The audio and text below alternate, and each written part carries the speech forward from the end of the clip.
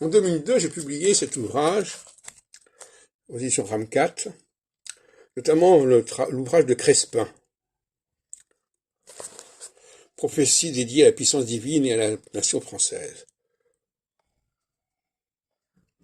Et le problème s'est posé de déterminer, il se posera par la suite d'ailleurs, parce que ça fait quand même il y a 20 ans, si Crespin a emprunté à Nostradamus, ou si c'est ceux qui ont fabriqué du pseudo-Nostradamus dans les années 80 qui ont récupéré du Crespin. Voilà. C'est intéressant parce qu'on a le problème également en musicologie aujourd'hui, à propos de la symphonie des jouets de Léopold Mozart. J'écoutais tout à l'heure Radio Classique. Est-ce que c'est Léopold Mozart qui a emprunté à Haydn ou à Engerer, ou est-ce que c'est l'inverse? Qui a copié qui? C'est pas toujours facile de le savoir. Donc c'est intéressant de déterminer ce genre de problème, parce que c'est toute l'histoire d'une œuvre qui est en question, qui est en cause.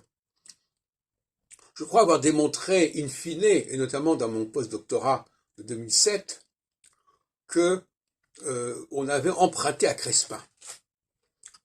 En réalité, Crespin, je croyais à un moment donné que Crespin attestait de la publication des quatrains dont Crespin s'était emparé, se serait emparé.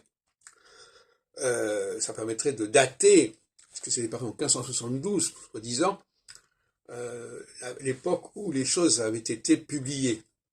Mais finalement, j'en suis arrivé à l'idée que les prophéties de Crespin ont été antidatées et qu'elles sont plus tardives, ou de toute façon, même si ce n'est pas le cas, qu'elles ont été utilisées par les faiseurs des pseudo-centuries. Donc la question est dans les deux sens, et c'est un débat intéressant à suivre.